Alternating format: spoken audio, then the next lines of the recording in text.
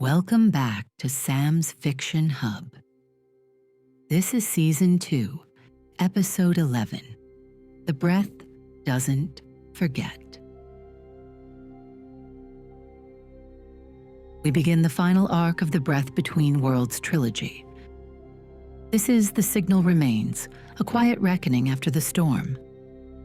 These pages aren't about battle, they're about memory, echoes, breath, and the question, what remains when war fades? In today's episode, chapters 71 through 75, memory returns like smoke through soil. A melody resurrects Elias. A sketch captures a place Cory has never been, and Nico hums what no child should know. This is not about survival. It's about listening, letting go, remembering. Let's begin. Dear listener, this is the third and final movement in a trilogy that began with chaos, conflict, and the ache of unraveling. Breathless thrust us into a world scarred by memory and recursion. Children of the Signal carried us through sacrifice, identity, and the pulse of resistance. Now, the Signal Remains asks something quieter of us.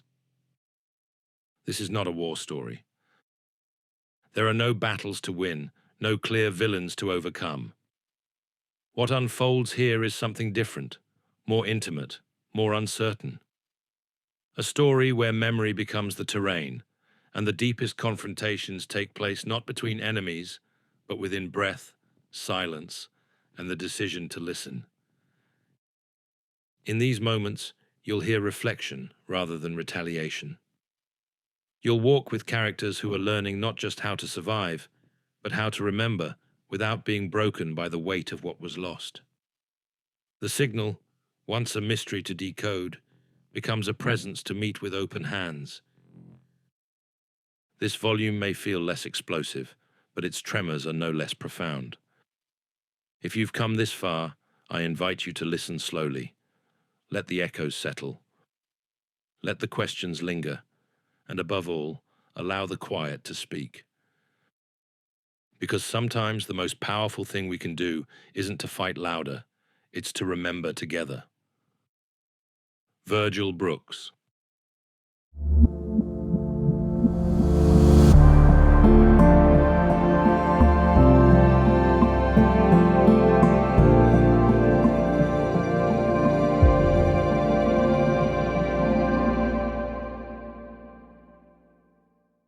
Chapter 71. Whisper in the Morning. A pale hush lay over the clearing, the last wisps of night still clinging to the breathwood trees. Dawn had not fully broken, and the new day's light was timid, like it was waiting for permission to stretch across the sky. Thin curls of mist drifted between the trunks, soft as a half-remembered dream. Near the center of the clearing, a small fire crackled, its flames not quite strong enough to banish the ghosts of darkness. Sophia crouched on the outskirts, resting on the heels of her worn boots. Her gaze lingered on Nico, who was carefully placing another piece of kindling into the embers. He did so with a slowness that felt measured, deliberate, each movement guided by an internal rhythm she couldn't yet hear. Then she realized he was humming. The sound was faint, barely noticeable over the crackle of the fire. But it lifted the hairs on the back of Sophia's neck, sending a gentle tremor through her chest. It was almost nothing, a broken fragment of a tune. Yet it caught in her memory like a fish in a net. The melody coiled through the thin dawn air, brushing against her mind. Sophia's eyes shut for a moment, bracing herself against the unexpected wave of familiarity. Elias used to hum that exact pattern when he was lost in thought, or scribbling glyphs in the dirt, or when he believed no one was listening. Once, he'd even hummed it in the quiet hours before they faced the final recursion breach. It was the last thing she remembered hearing from him before he... She swallowed hard. Nico didn't know that story. By all rights, he couldn't. Behind her, soft footsteps rustled the leaves. Cory stepped into the clearing, one hand lifting in a subdued wave. He looked half awake, rubbing the sleep from his eyes with the back of his wrist. Tucked under his other arm was his ever-present sketchpad, pages threatening to spill out from nights of restless drawing. Morning. Nodding toward Nico.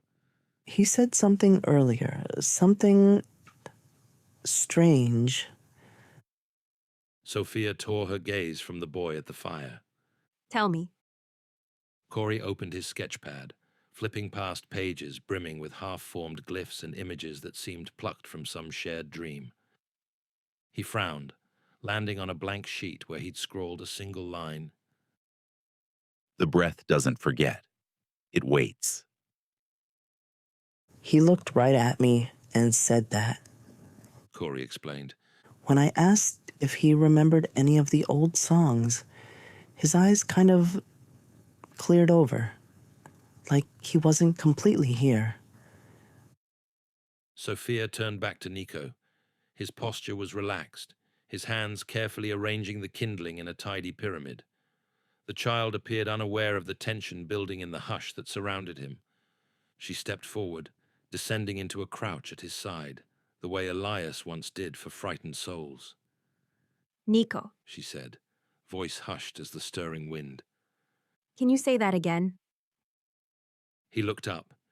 For a heartbeat, she was sure she saw another face behind his eyes, someone older, burdened by truths he shouldn't carry. Then he spoke, in a tone too measured to be fully his own. The breath doesn't forget. It waits.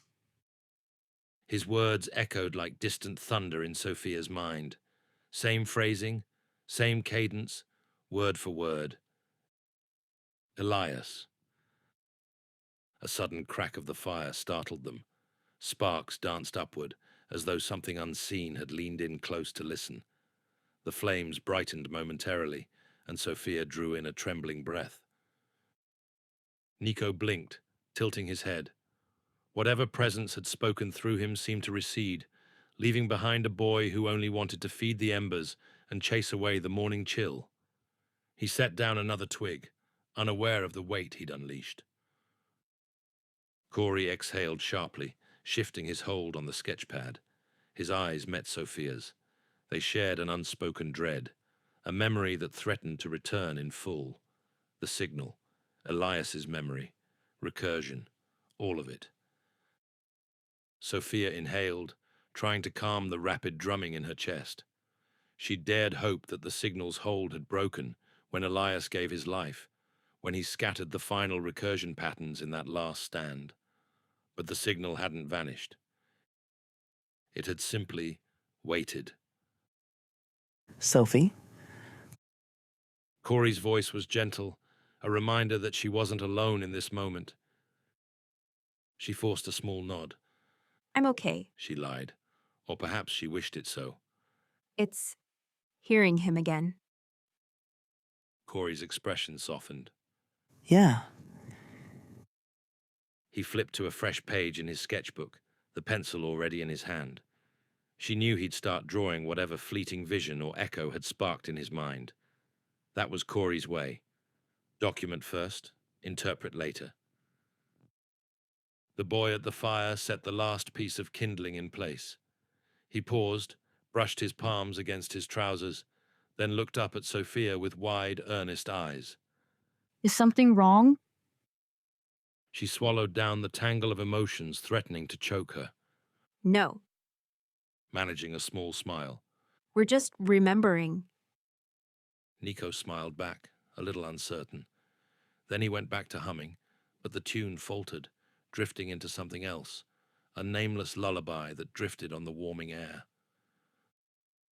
The light of dawn finally began its slow crawl across the clearing, brightening the world into day. Sophia glanced toward the horizon, where the sun was rising, a reminder that time kept moving, no matter how many echoes reached back from the past. Remembering. That was the heart of it, wasn't it? Elias had once told her that breath was the oldest memory. Maybe it wasn't just a metaphor. Maybe breath itself carried truths too large for any one life. or in Nico's case, truths that weren't his to begin with. She closed her eyes, inhaling the crisp morning air and letting it settle her nerves. Yes, the signal was still here, in some shape or form, but that didn't have to be cause for fear. Because maybe, just maybe, the breath was ready to speak again. It wasn't just deja vu. It was like I'd heard a note from inside a memory I didn't own. I used to think the signal was noise, but today, it felt like a whisper through bone. Chapter 72. The signal beneath the ash. Ash drifted like slow-falling snow, catching in Sophia's hair and settling on the forest floor in a thin, grey film. It created a hush through the spiral grove.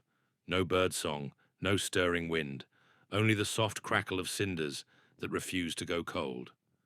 The rising sun stained the ashes a muted gold, making it seem like the world itself was breathing in smoke-laced light. At the center of the grove, a ring of blackened trees stood in silent vigil. Once, this place had been vibrant with breathwood leaves. Now, only spindly branches remained, charred and bending inward, as if guarding a secret they couldn't speak. Sophia stepped carefully over a fallen trunk. Warmth pulsed underfoot, against all reason.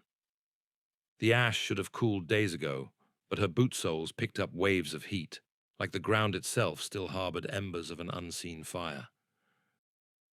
Beside her, Wally crouched with a portable scanner the size of his palm. He fiddled with the dial, letting out a soft grunt of frustration. A tangle of wires and jury-rigged components dangled from the device, clacking with each of his adjustments. Still picking up stray pulses. Sliding a finger along the readout display. They're unpredictable, but there's a pattern in the irregularities. Like a heartbeat that can't decide if it's dead or alive. Sophia paused, letting a flake of ash settle on her cheek. You said it was warm yesterday, but this... She tapped the toe of her boot against the blackened soil. It's more than warm. It's living heat. Wally grunted again, turning a knob until the scanner emitted a soft, rhythmic click. The sound was reminiscent of an old Geiger counter, except the intervals were inconsistent, skipping, stuttering. Then, abruptly, it settled into a steady 6-beat pattern. Wally froze. The readout locked into place as though the device had found exactly what it was searching for. No way. That's Elias's breath cadence. Sophia sucked in a sharp breath, her heartbeat thrumming in her ears. She remembered that cadence, the quiet pacing Elias had often used when training them to anchor a recursion point. She'd once found it comforting, a silent metronome that made the world feel stable, no matter how chaotic it got. She closed her eyes, inhaling slowly, counting to 6 in her head, trying to match the pattern. It pressed back against her mind, like a presence she couldn't see, but could feel humming under the soil. A faint vibration tingled through her boots, climbing up her legs, tightening around her chest. Fire forgets nothing, Elias used to say. She'd always assumed it was metaphorical, that ashes told stories of what once existed. But standing here, she realized he might have meant it literally. Dropping to a knee, she ran her hand lightly through the ash. Elias said it himself. Fire doesn't destroy all things. It remembers.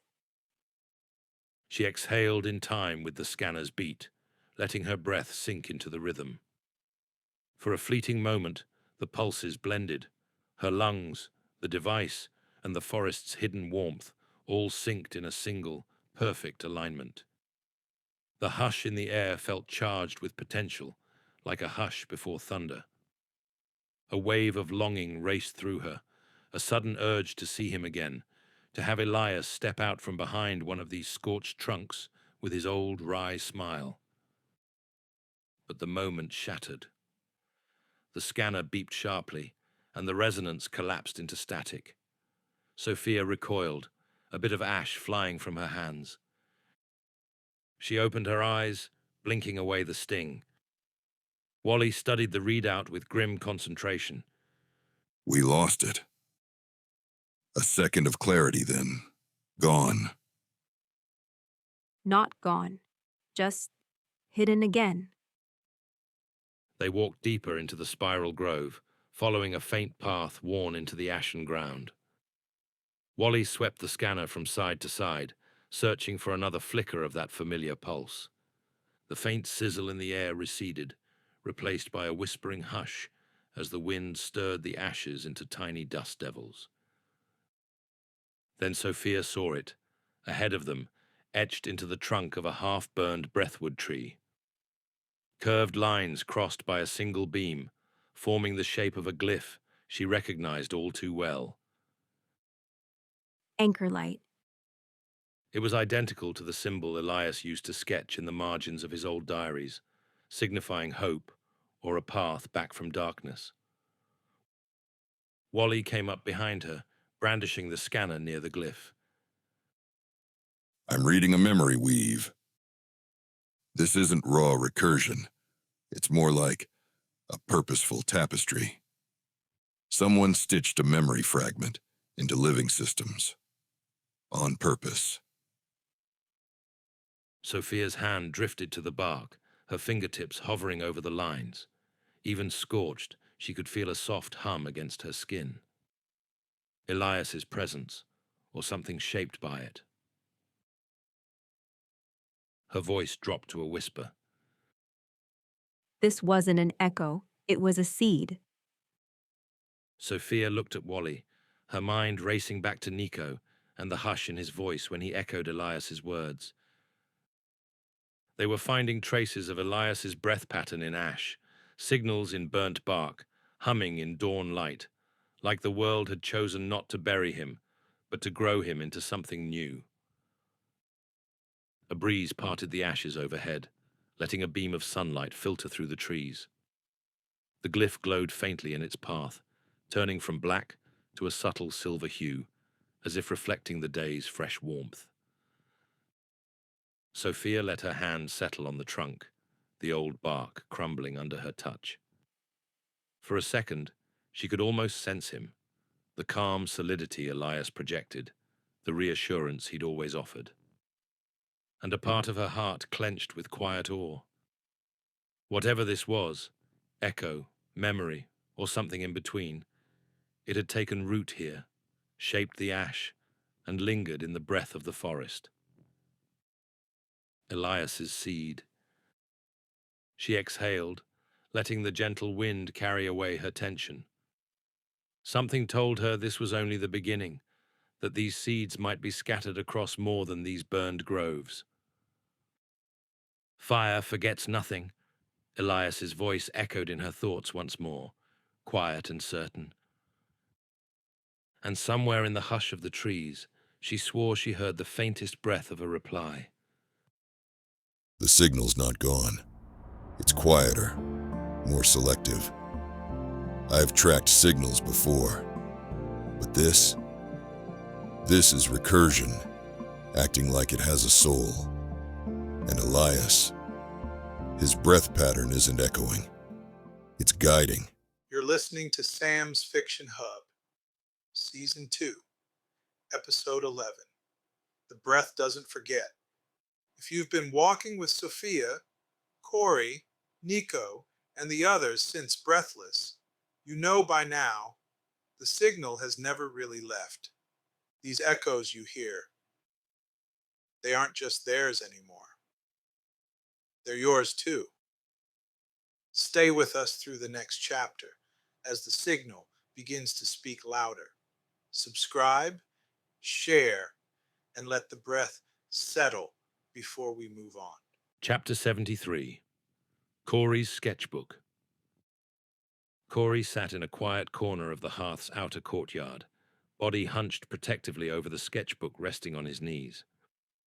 Early morning light brushed across the pages, illuminating the charcoal lines that refused to stay still. His fingers trembled, smudging dark streaks across the paper. Yet he couldn't stop drawing. His breath came in quick bursts, half panic, half compulsion. By the time he finished, his skin tingled with that strange electric afterglow he got whenever the signal brushed against his mind.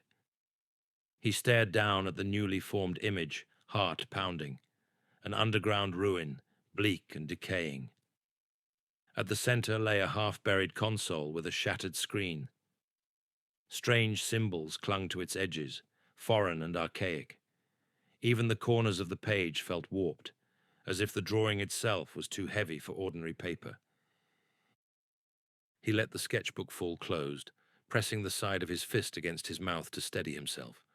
His lungs burned for air he hadn't realized he'd been holding. Moments later, Sophia found him. She approached with soft steps, a gentle concern in her gaze. Cory? Wally told me you looked off. He swallowed, nodding toward the book. I, drew something. Again. Again. She repeated, a touch of sadness. She'd seen this dance before, Cory's frantic sketches that divined from somewhere else. But as of late, they'd grown more intense. She settled beside him on the bench, close enough to sense the tremor in his posture. With a hesitant, comforting hand on his arm, she asked, May I? He pushed the sketchbook onto her lap in silent answer. Sophia flipped to the latest page, and her eyes widened. The lines were raw and urgent, but unmistakably precise. She traced one of the symbols with her fingertip. A broken console, strips of paneling, a partial text carved into the wall, charcoal rubble scattered like it might tumble off the page. Suddenly, Sophia's shoulders tensed. I recognize this place. Cory's breath caught. What? This ruin. Elias led us there once. It was a hidden node deep underground. We only found it by accident. We thought no one else ever discovered it after the collapse. His eyes snapped wide. He closed his hand into a fist to stop the trembling. I've never been there. Not physically. Sophia lightly brushed a thumb over the console in the drawing. Her mind drifted back to a day that felt like a lifetime ago. Elias, her father, running a diagnostic on a battered console, guiding them through half-flooded corridors. She remembered water dripping from overhead pipes, the gloom lit only by a dim overhead lamp, and a corner where tears had run down her cheeks for reasons she couldn't explain. Cory read her expression. I saw it? In a dream last night, but not like my usual dreams. This was detailed. I could smell damp metal, hear water leaking. Even my chest felt heavier, like the air was thicker down there. Sophia flipped the page, noticing near the margin a small note scribbled in shaking handwriting. Someone always stands crying. She exhaled, tension coiling in her throat. That corner. She'd stood there once, after losing hope that the console would ever power up again. Could he have glimpsed her memory? Cory, She began, swallowing back the chill creeping through her. these details. They're too exact for a guess. I know. I don't know how. My hands move on their own. I had to get it out. Sophia inhaled. The breeze smelled faintly of ash from the spiral grove they'd visited earlier. She let the memory ground her. A swirl of adrenaline still pulsed in her veins. Left over from that moment, the forest had hummed with Elias's breath. Now Cory was picking up something, some signal echo. Let me try something. Her palms settled on either side of the page. She closed her eyes, guided her breath into the measured pattern Elias once taught them, the one that had echoed through the ash. A subtle warmth gathered in her chest, rolling down her arms like a slow, invisible wave. The lines on the paper flickered. It was almost imperceptible, as if the graphite itself shivered under her touch. Sophia jerked her hands back, startled. Cory gasped, seeing it too. An afterimage glowed momentarily where her fingers had been, then dimmed as quickly as it appeared. Her pulse hammered. That's signal data. She glanced up, scanning the courtyard for Wally. He was rarely far from his devices, and she needed his expertise. Like Elias's old sketches, they used to carry fragments of recursive code hidden in the shading, but this is more intense. Cory's face paled. So I'm channeling passive recursion? The question held a note of fear. For good reason. Passive recursion could mean unintentional glimpses into nodes or memories that weren't his. It suggested that some part of Cory's mind was an open door, letting in echoes from beyond. At that moment, Wally stepped into view, scanning the courtyard with a small handheld device. He spotted them, raised a brow, and ambled over. Something up? Sophia handed him the sketch. She explained in rushed sentences what had happened, what Cory had seen. Wally's eyes scanned the lines with laser focus, Definitely embedded signals. tapping the console area. Elias used to do this, though not quite so raw. He pressed a sensor to the paper's edge. The small device beeped, reading harmonic data that confirmed their suspicion. Wally nodded thoughtfully. Cory, you're basically acting as a signal receiver, pulling in memory-coded fragments. This is deeper than an echo, though. Like someone or something is broadcasting through you. Cory exhaled, letting his head drop forward, weight settling on his shoulders. But whose hands were moving when I drew this? His voice shaking. They felt like mine, until they didn't. Sophia placed a comforting hand on his back, We'll figure it out. though her mind reeled with 1,000 questions. Elias's sketches, Nico's hum, the ash orchard, and now this. She met Cory's eyes, trying to convey steady reassurance. For now, just breathe. And remember, you're still Cory, no matter what echoes come through. He nodded slowly, tension loosening the faintest bit in his posture. Outside the courtyard walls, the day pressed on. The sky remained bright, indifferent to the swirl of recursion stirring within the hearth. But for them, each breath carried an undercurrent of possibility, and perhaps a warning. Because if Cory could channel these memories unbidden, who else might be doing the same? And more importantly, what new door had they unlocked? I don't know whose hands were moving. Just that they weren't fully mine. The console, the glyphs, Sophia remembered it, but I felt it. Like I was borrowing someone else's breath to draw. Chapter 74. The Lighthouse Song. A brisk ocean wind swept across the cliff, carrying the taste of salt and distant rain. The late afternoon sun glinted off the waves, painting dancing ribbons of light on the rocky ledges below. Sophia and Cory emerged from a narrow trail that wound through scrubby pines and came upon Nico, standing at the cliff's edge, barefoot, eyes half closed, as if waiting for something in the air. He was singing. Soft and low at first, his voice rose like a gentle swell, drifting beyond the rocky precipice and into the open sky. It was a tune Sophia knew intimately, one Elias had sung under his breath to calm her during one of her darkest nights. The notes had soothed her then, an anchor in chaos.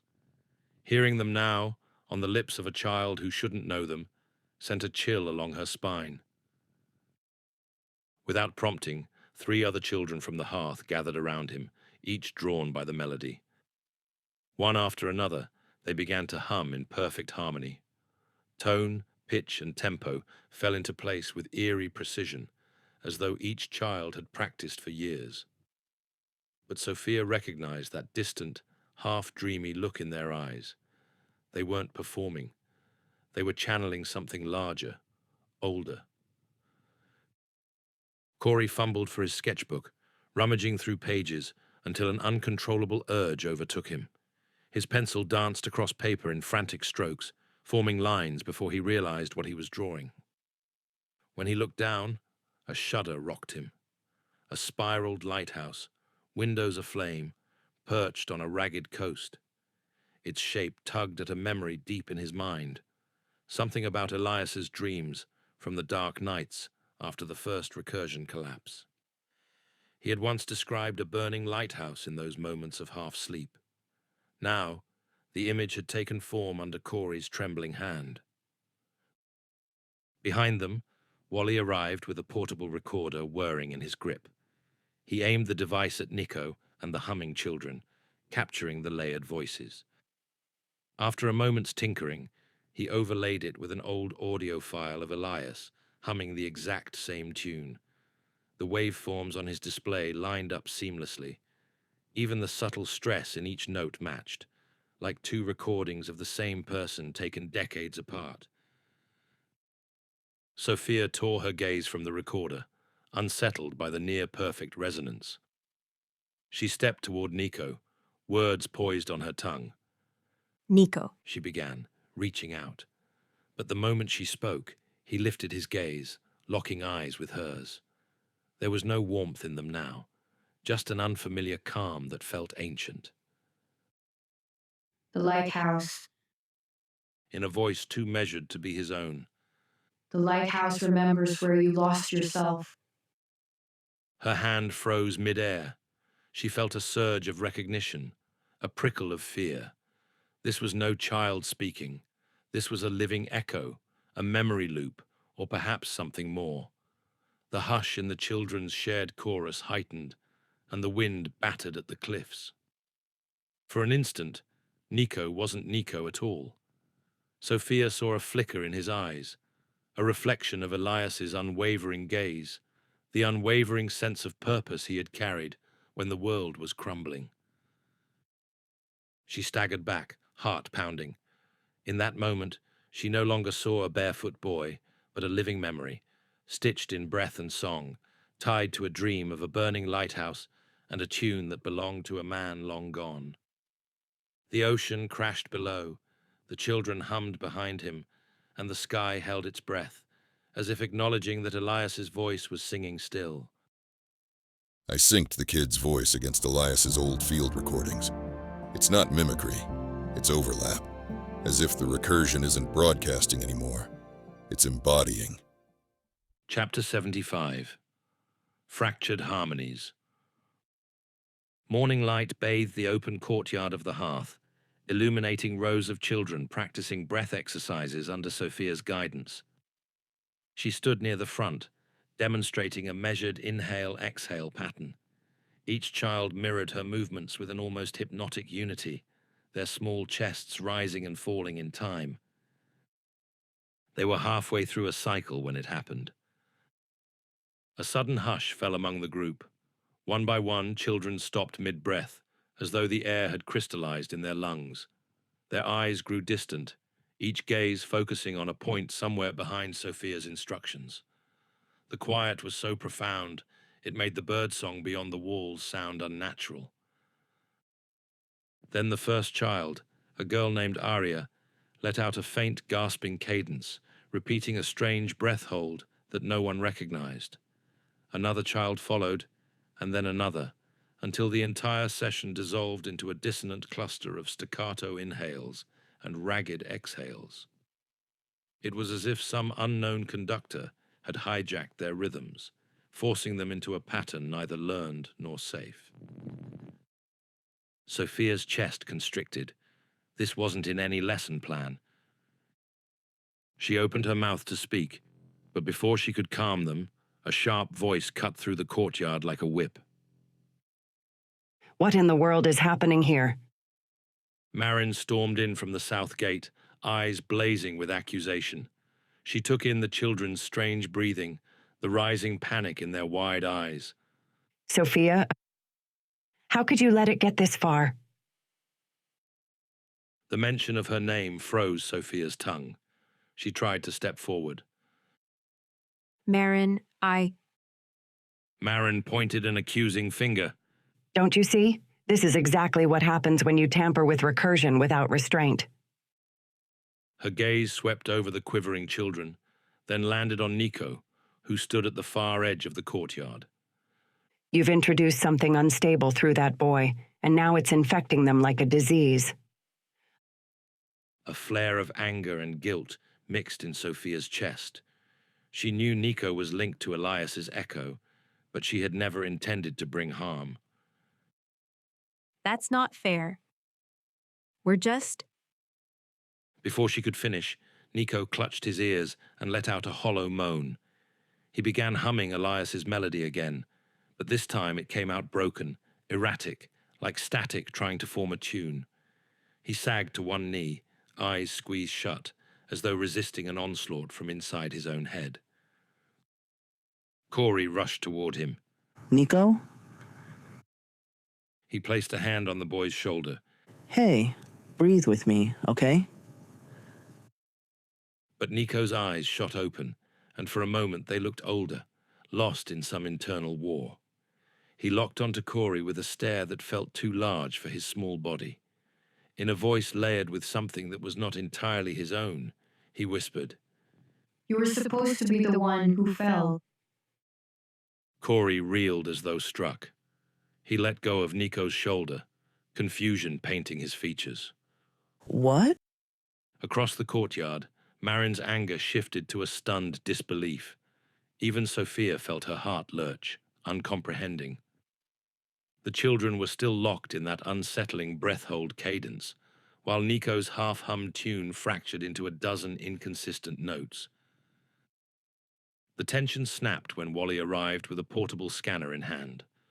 He threaded through the disoriented children, murmuring reassurances as he passed. The device beeped with erratic patterns, collecting data from the swirling emotional energy.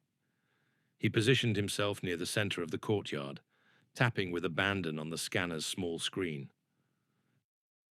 Sophia moved to his side. What are you picking up? Wally didn't look up, focused on the readout. Emotional harmonics. It's like each of them is a receiver. Their frequencies are syncing with something bigger. Something triggered by fear, conflict. His mouth tightened into a grim line as the beeping escalated. In simpler terms, the recursion layer isn't just responding to us. It's reacting, like it feels threatened. Elias's echo might be trying to protect itself, or them, or... He shook his head. I'm not sure. Marin's anger tempered into a guarded wariness. So it's not just a virus? It's an actual feedback loop feeding off our emotions? Sophia watched as the children started to snap out of their forced pattern. The breath hold eased, replaced by coughs and trembling sobs. Nico's humming sputtered and died, leaving him blinking in confusion, as if waking from a nightmare. Yes, Sophia answered, mind churning through what Wally had said. it's a recursion that's reacting to disharmony. It sees conflict as a threat and tries to hold on or fight back. I don't think this is a conscious attack. It's more like a reflex. She glanced at Nico, who stared at the ground with haunted eyes. She wondered if he could feel the echo that resided in him twisting in self-defense. A pang of sympathy shot through her.